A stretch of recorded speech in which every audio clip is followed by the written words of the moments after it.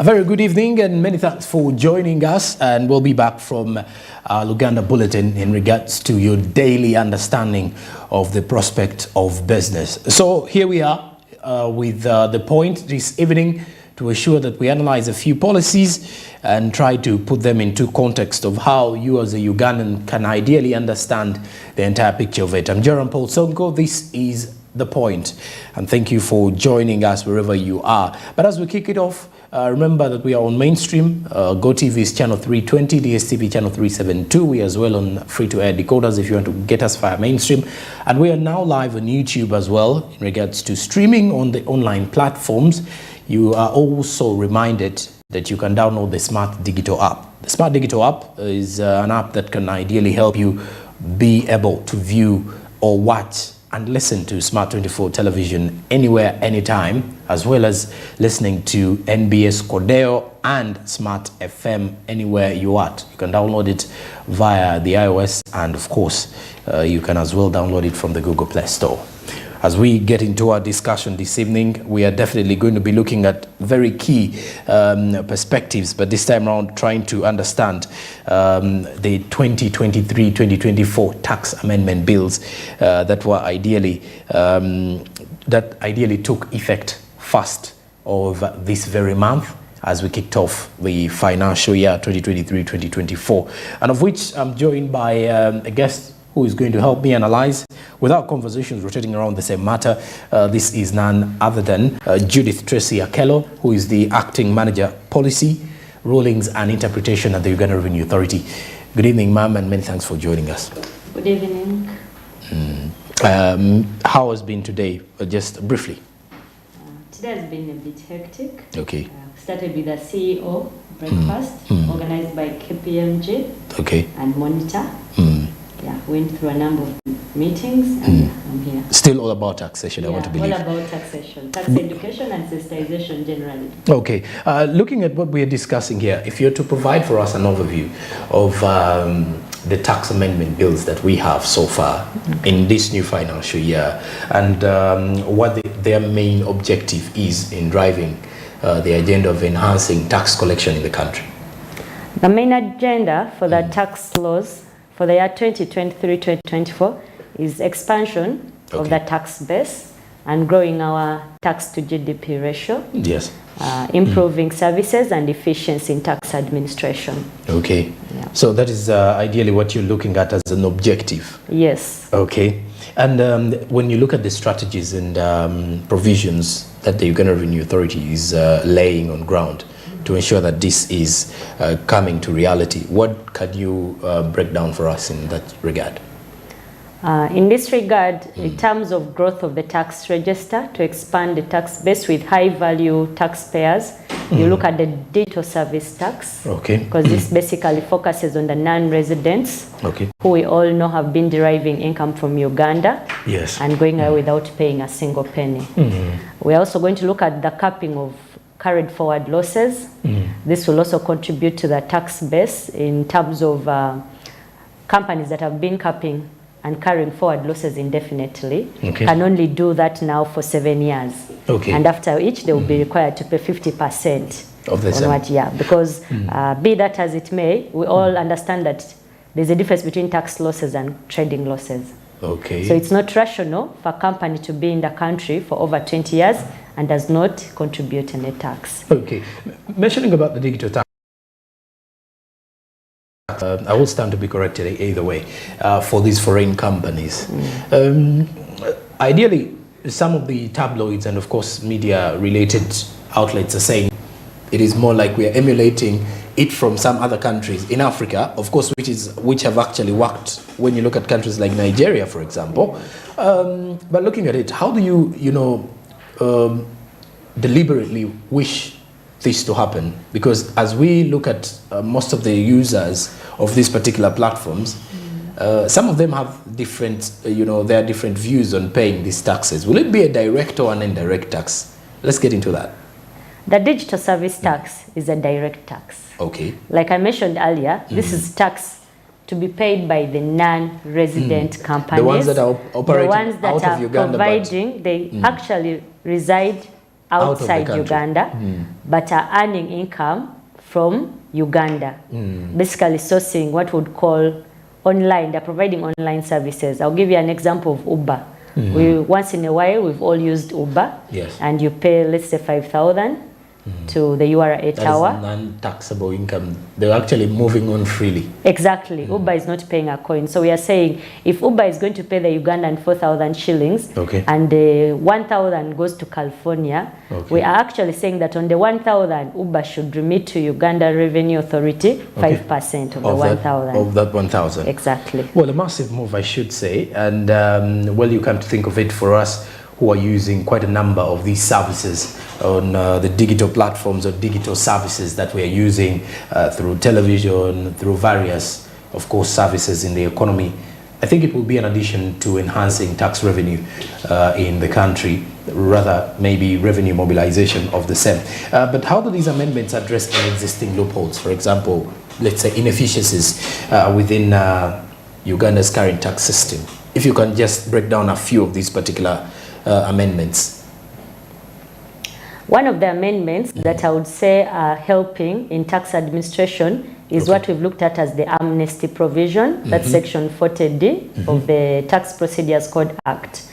How is this going to help in tax administration? We will all take cognizance of the fact that companies were hit by the COVID-19 and most companies are in arrears in terms of tax. So we are saying, look here, if you have a lot of penalties and interest, you only pay the principal, and then the penalty and interest is automatically waived.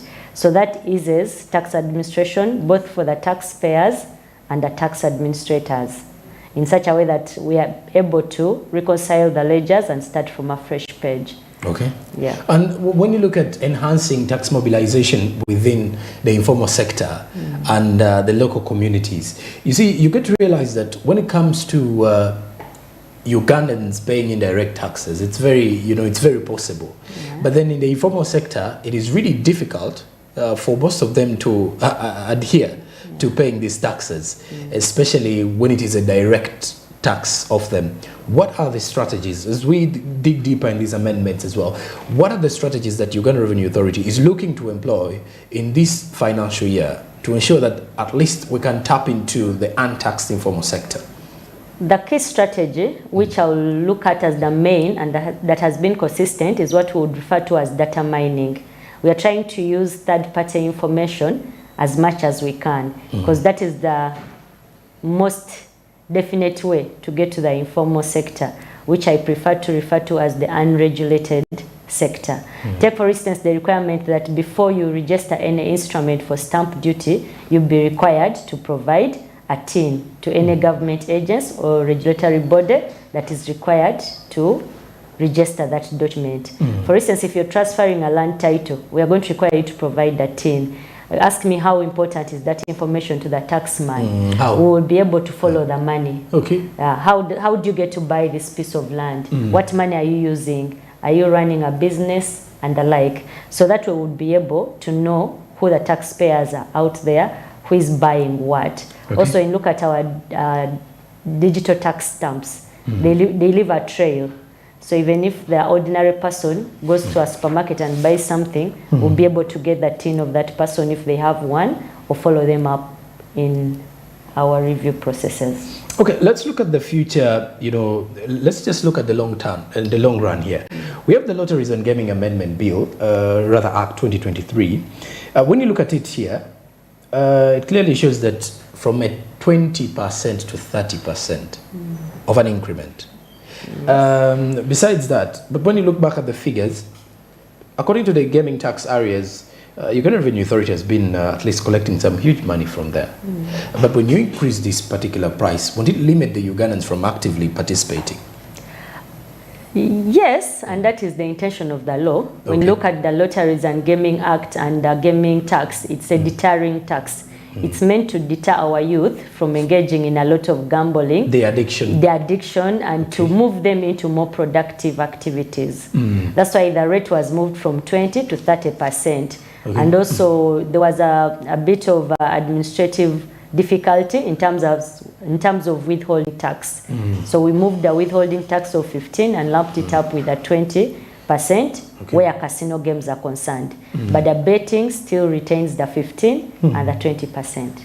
Okay, yeah. Let's look at the economic impact here in regards to what some of these amendment bills will help in the growth of our economy, because we look at it in a way that every time we set out these particular tax amendment bills or any kind of policy that is actually aligned in the financial year, we believe it has an impact directly on the economy, either negatively or positively.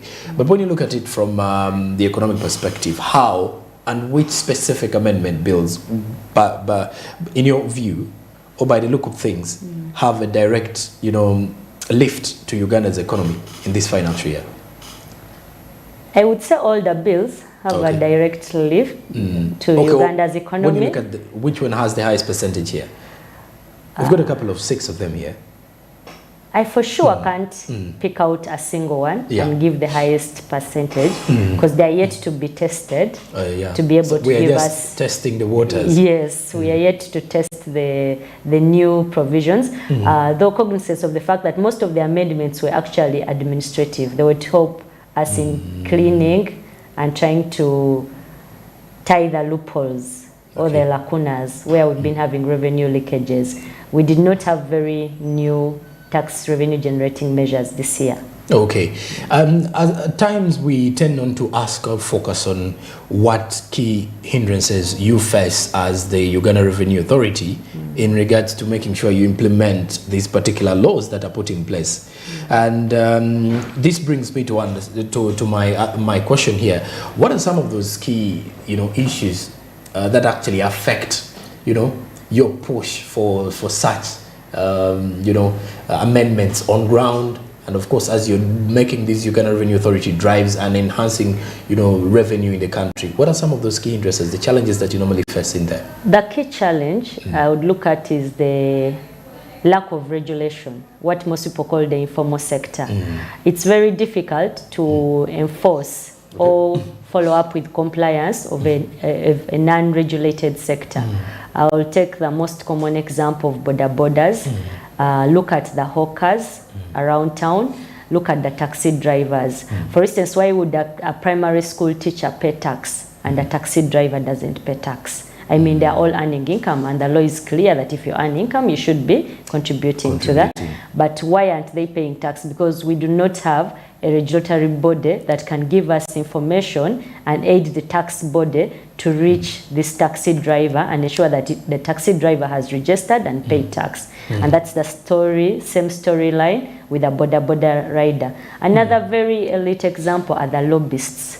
We see lobbyists earning a lot of money, but none of them pays tax. Why? Because we do not have a law that regulates lobbyists that can ease the taxman to reach this specific person to be able to account for different tax. Okay, and by the look of things, when you look at this, which sectors or industries are likely to experience at least some significant changes due to these taxation, new taxation drives under the proposed amendments?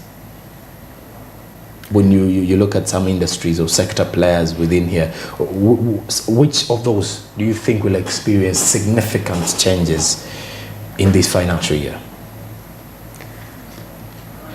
There will be various sectors that will experience changes, not significant per se. I'll look at the manufacturers who now will not be able to access what we've referred to as initial allowance that has been available to them under Section 27A because that section has been repealed. So they will not be able to have that accelerated depreciation or accelerated initial allowance as an expense when they start manufacturing or when they are running their businesses.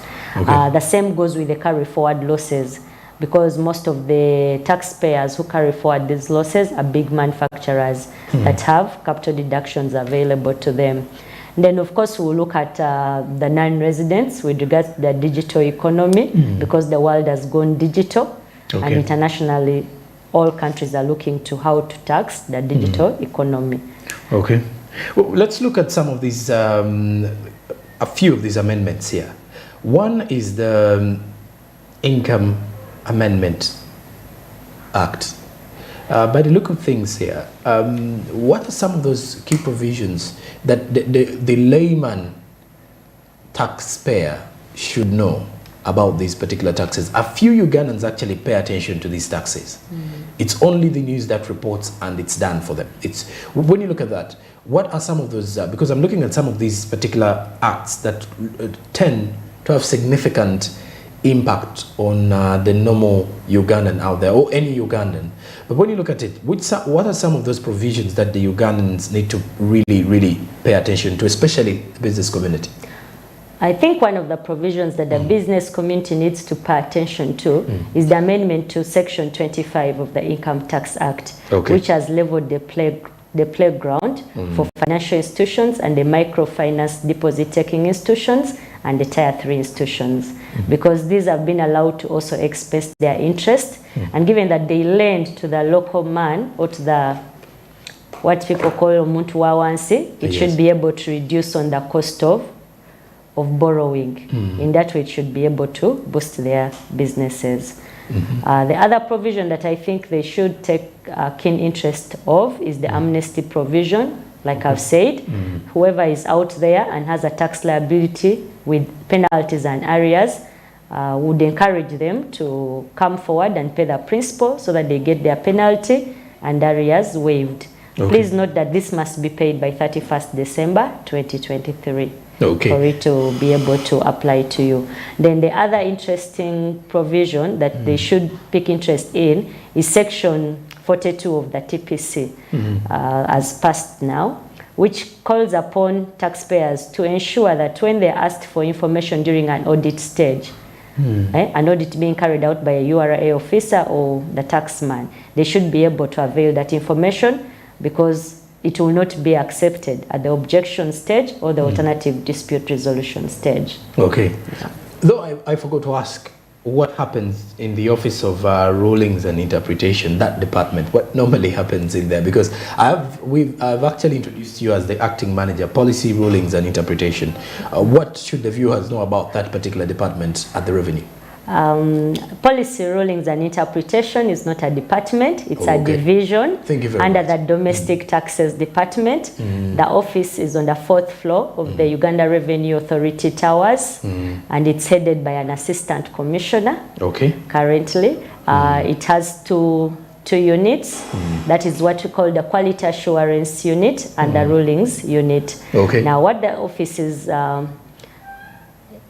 involved in is interpretation of tax laws. So if you have an issue with interpretation of any provision of the law, you can write to the Assistant Commissioner Business Policy, and we will interpret it and give you an interpretation of the law. It's also charged with the issuing of private rulings, which are signed off by the Commission of Domestic Taxes. We do the drafting and the advisory, and then present it to the Commissioner of Domestic Taxes for signing. That office is also charged with issuance of guidelines for the internal staff on how to put into practice the laws that have been passed with relation to domestic taxes. It also issues what we've called practice notes, which are the Commissioner's understanding of a provision of the law.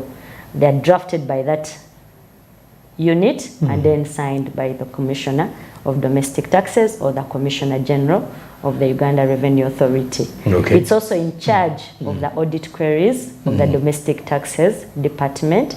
So if there are any internal audit queries by our internal auditors or external auditors, it's the office that is in charge of guiding the staff and the respective offices on how to respond to those audit queries and have them closed. And of course, for the viewers out there, I think with that particular background, it gives us an understanding as to why we have this conversation, which ideally helps us to interpret a few of the taxes being discussed this evening as we continue to analyze the 2023-2024 tax amendment. You wanted to say something else?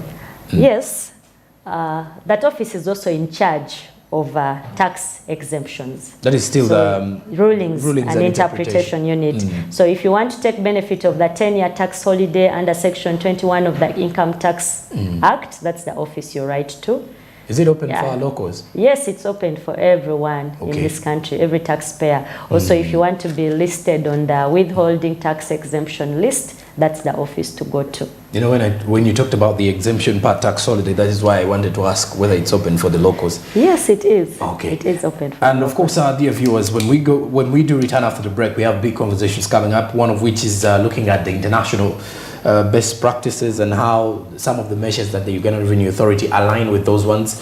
When you look at the KRA, you look at the revenue in Tanzania, and then maybe other revenue bodies across the continent, how most of them, put out these particular policies and how the revenue mobilization is in those countries. Quick one as we continue to analyze the tax amendment bills for 2023-2024. We as well look at the implications resulting from widening the tax base as we are looking at hitting the 29 trillion target for this financial year. You're still watching The Point. This is Smart 24 Television. When we return, we have more conversations rotating around the same matter. Stick around. Good evening.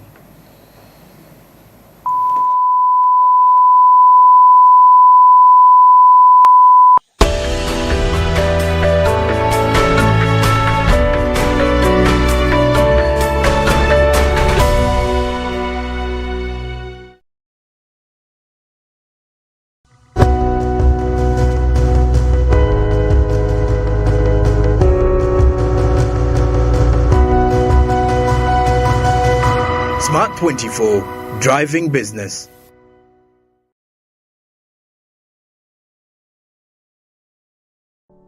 Luxury redefined at Seasand Hotel as you indulge in the splendor of elegant living fit for the royalty that you are.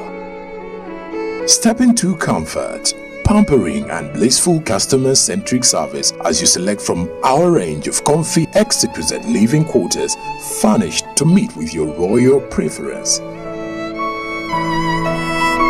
Surrounded by scenic beauty, our tropical setting allows you to escape the glamorous ordeal of city life. Our ambient green gardens will guide you to a place of revitalizing rest. The 3-star restaurant caters to your palate, serving your choice menu ranging from exotic cuisines to local delicacies. Our chefs will serve you full-course meals for a truly out-of-this-world culinary experience. Our fully stocked bar to whet your throat, from renowned global brand whisks, brandies, gins, beers and wines to our locally celebrated beverages, you will not lack for any brewage.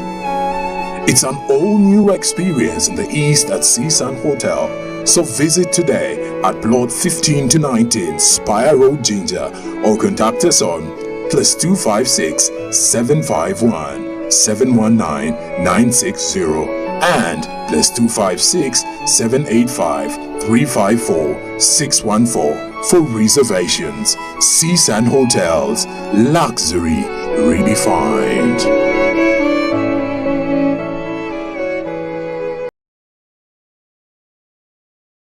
Say goodbye to paperwork and travel costs. Now every MTN customer can register to invest in securities anytime and anywhere with Zabu in a few simple steps. Step 1. Dial *292#. Step 2. Select option 1. Register with Zabu. Step 3. Enter your full names. Step 4. Enter your national identification number. Step 5. Enter your national identification card number. In 24 hours, you will receive an SMS confirming your registration. Congratulations, you are now ready to invest.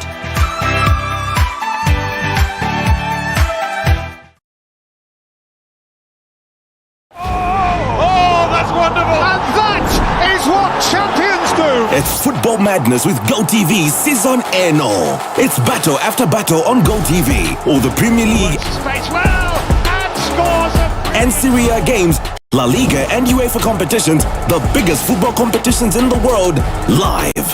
Get your Go code up for 39,000 shillings that comes with a full month on GoTV Plus to enjoy the football madness. GoTV Uganda. Love it.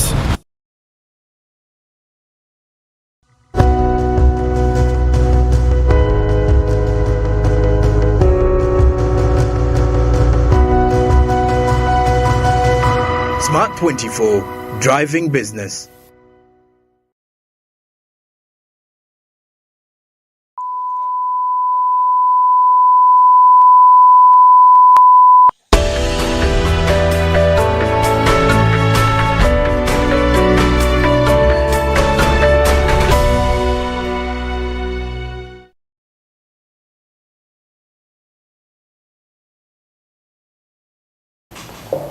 Well, thank you very much for sticking around this evening for this entire discussion that we are having today, one that is rotating around taxation, but I would wish to say looking at the tax amendment bills for 2023-2024, which financial year we're already in. Yesterday, the Ministry of Finance released the quarter one release for the funds of this financial year. Of course, different disbursements were made, and ideally, which clearly shows you we are already kicking off with the financial year, and the government is already kicking off with the allocations as stipulated in the national budget for 2023-2024, of which it is a 52.7 trillion budget. And out of the 52.7 trillion budget, with our resource envelope, we're supposed to be having 29 trillion shillings. That is coming in from the tax collection from the Nakawa Tower, that is at the Uganda Revenue Authority, and of course various offices that Uganda Revenue Authority has in place in the country. There's also a new one at the Kampala Boulevard, by the way. And also, as we continue to have these discussions, I am here to remind you that you can stream Smart24 television not only on our website at www.smart24.tv/news, but you can as well stream Smart24 TV by downloading the Smart Digital app. That is on the Google Play Store and the iOS. With the Smart Digital app, you can easily view Smart24 TV, listen to Smart FM, that is right from the heart of Ginger and NBS Cordeo, and anytime, anywhere you are. But also, we are also on YouTube, streaming live now at Smart24 TV. You can as well hit that subscription and get us more of those particular discussions and your views in regards to business as well. Our conversations continue here with, of course, Miss Judith Tracy Akello, who is coming in from the policy rulings and interpretation. She did tell me that it's not a department, and it's under a department.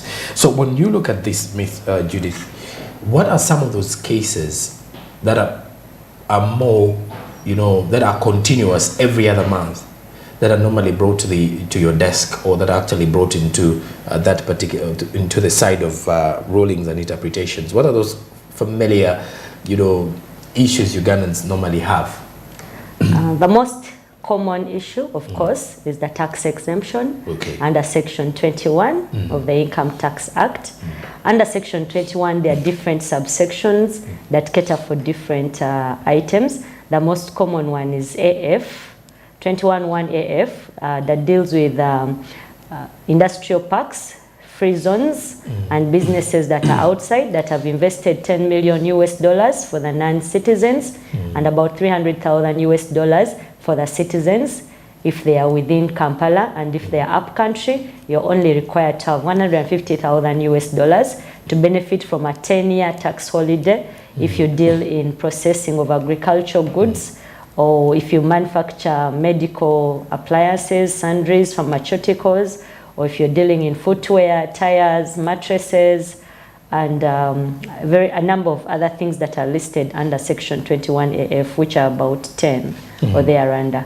So if you deal in any of those things and meet the minimum of $300,000 as a citizen, please note that a citizen includes members of the East African community. So if you are Kenyan, Tanzanian, Rwandese, you are a citizen under our law, and therefore you can comply with the provision of $300. Now what happens is that the taxpayer or the client applies to the Commissioner, Domestic Taxes, and that application will come to our office. We'll do the due diligence to confirm that this taxpayer is actually registered with the Uganda Investment Authority. And if you're registered, we'll ask you for a project proposal that speaks to what you're doing, the business you're doing, and how much you're going to inject in the business. You need not have that amount of money on your bank account, but you must be able to prove that you're going to inject that amount of money in that specific project or business. We will also ask you, if you're using a company, we'll ask for your shareholders, your memorandums and articles of association. And yeah, we'll do a site visit to prove existence of the said factory or industry or business. And where all those are approved, we'll issue you with a ruling that grants you the 10-year tax holiday, and it's signed by the Commissioner Domestic Taxes. Okay. Most of our rulings or requests are dependent on the provisions that have been amended. For instance, last year we had a lot of requests under the Excise Duty Act, which regarded plastics, the imposition of 70% US dollars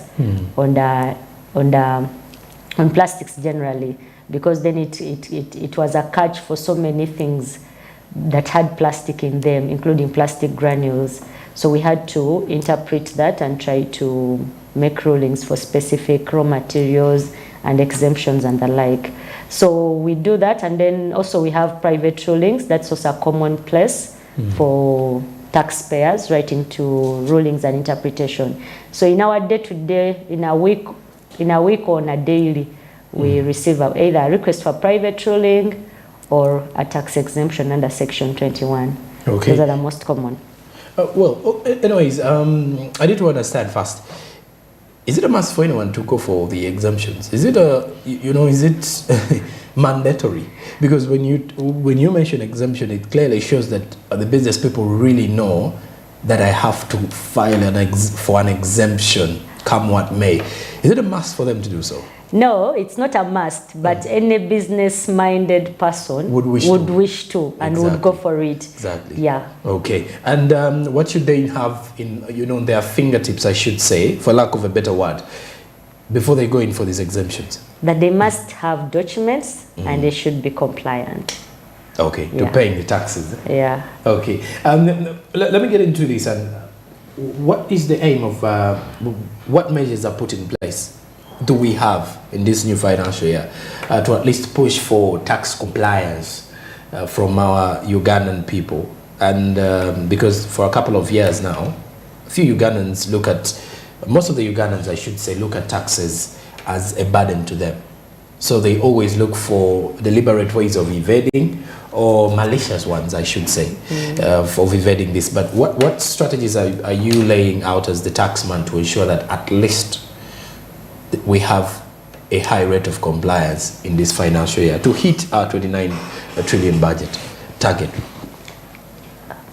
In this financial year, the provision that was intended or strategized for that was Section 40D of the Tax Procedures Code Act in regards to the amnesty, because it's meant to encourage voluntary compliance, to call upon the public or our taxpayers to only look at their principal, and if they can pay that, they waive the penalty and interest. That is a way to encourage them to be able to pay their principal tax and also to lessen the burden. Then we also have 42 of the TPC, the one that pushes for the taxpayer to comply where a request for information has been made. Because we've had instances where you request a taxpayer for information during the audit stage and they do not provide you. They show that they do not have the information. Then at objection stage, the contract will appear from nowhere, or at alternative dispute. So that is meant to push the taxpayer to be compliant. The other strategies that URA is pushing for is tax education, sensitization.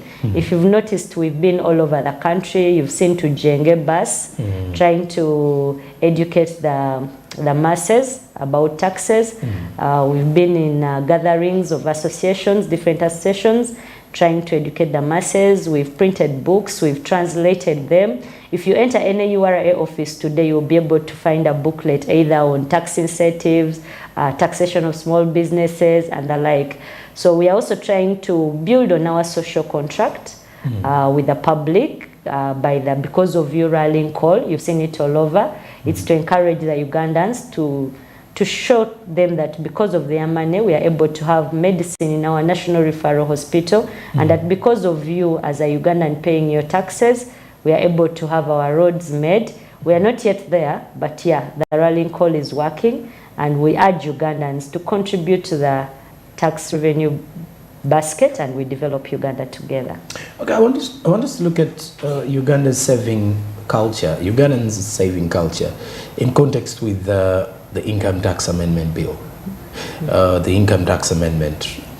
When you look at the Amendment Act, some of the private sector players feel it is likely to cripple Uganda's staggering saving culture. I don't want to put this to you though, because you are not in the banking sector, but at least you do save as well. When you look at it, is there any way it's going to shape, you know, how Ugandans save, like the experts are saying? Just briefly. I can't agree with that. I don't think it's going to affect how Ugandans save, because saving is a culture. Yes. You either save or you don't save. How do you save is what matters. I think Ugandans just have to pick on the culture to save, with or without an amendment to an income tax act. They should have savings as a culture naturally. I don't think it's in any way going to affect the financial sector, because the amendment that has been pushed in relation to the financial sector is to the advantage of the local and the sector as well, because it levels the play field. All right. This brings me to also understand some of the provisions from the value-added tax amendment 2023. When you look at it, what are some of those provisions that Ugandans should as well pay keen attention to? I have only selected a few of these. First, we started with the lotteries and gaming, looked at a bit of the income tax amendment. Now, I would wish to at least stop on the value-added tax. What are some of those key provisions that the Ugandans should pay keen attention to? I think the value-added tax mainly was amended to introduce VAT on auctioned goods. Currently, in the law, or previously, we're only charging VAT on auctioneering services. But now Section 10 has been amended to provide that auctioned goods will attract VAT at the rate of 18%. Emphasis has also been put to the fact that VAT on auctioned goods is different from the VAT on the auctioneering services. The law has also been amended under Section 16.2 to create a charging section for VAT on digital services by non-residents. It's also been, the definition has been expanded, and key to it is the removal of self-education packages from that provision, meaning going forward there will be no VAT on self-education packages. Section 28 of the VAT Act has also been amended to limit input credit to a related business. What do I mean by this? If you're dealing in supermarket business and at the same time have real estate business, you'll only be claiming input credit that is related to one business at a time, meaning the input credit that relates to the supermarket will be strictly awarded to you if its output is in relation to the supermarket. And the same goes for the real estate. In the same provision, we are limiting input credit to non-residents. We are saying non-residents will not be granted input credit despite having incurred it under Section 16.2. In the same spirit, under the same provision, we are expanding the definition of entertainment, and we are saying contributions to membership of social clubs and recreational clubs will not be credited. In other words, if you are a member of Kampala Club cannot claim input credit in relation to your membership fees. The other new thing in the VAT Act, of course, is VAT on diapers. That has become a bit controversial, but it's key to the tax expenditure rationalization plan in terms of reducing on the tax exemptions in the VAT law and all the tax laws at large. So there is an 18% introduction of VAT on diapers.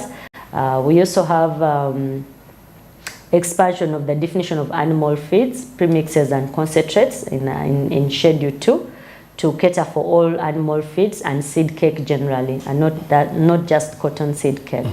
Okay. Yeah. Now, Mr. Kello, when you look at some of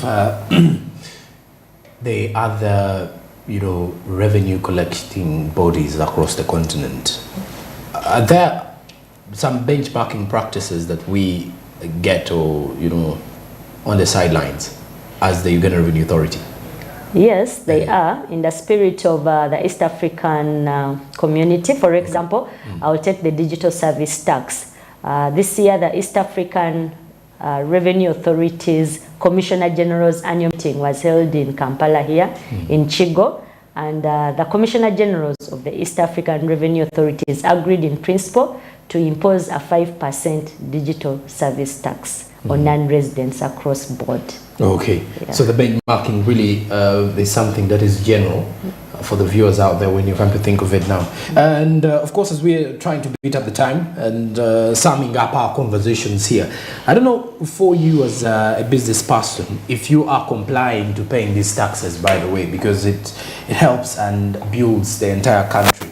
As we continue to seek for this, of course, as we continue to seek for better services and better provisions of the services in the country, these are things that we push for, that you have to make sure that you comply. I do know the first thing that we comply to is paying the indirect taxes, because we are taxed indirectly.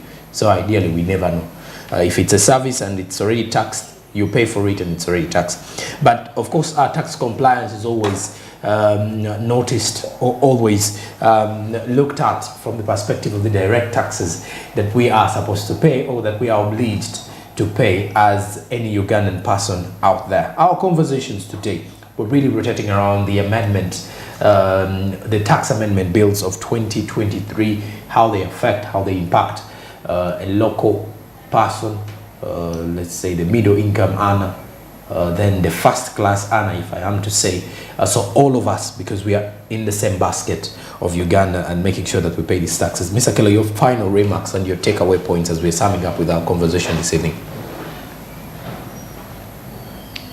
My final remarks is to encourage Ugandans and all taxpayers out there to comply with the tax laws, to avoid the inconveniences that come with compliance enforcement measures by the Uganda Revenue Authority, and to encourage Ugandans to read and interest themselves in policy matters in as far as tax is concerned, and give their contribution where necessary.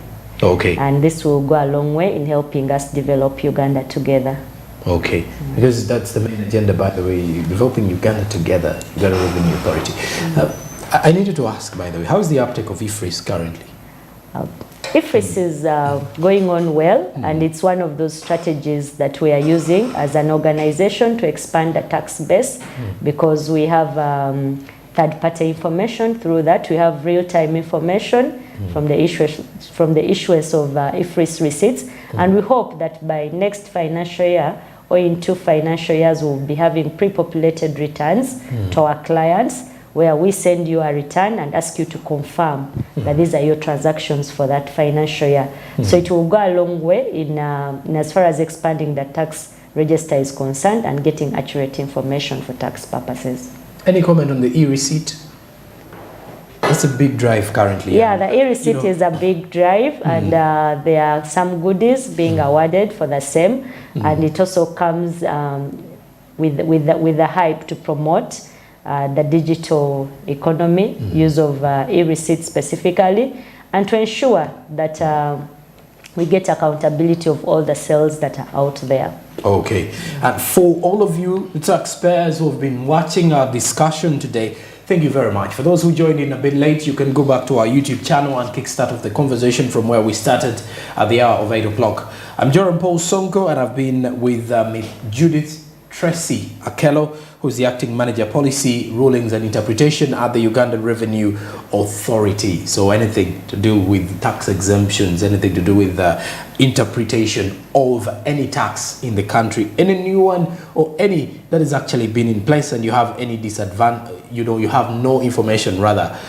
regarding the same, or you want further understanding of the tax and what you should do to pay, or which taxes you're supposed to pay, maybe if it comes to filing your tax returns, and to believe all of you did so. But of course, as we continue to have all that, this is the exact person who you will definitely be going into if you want to ask more of that. That is from the Office of Rulings and Interpretation the Uganda Revenue Authority. Now, coming up at 9 o'clock will be Business Today with Rona Nahabwe. So stick around to Smart 24 TV because more is yet to come. I wish you all the best for the evening. Good evening.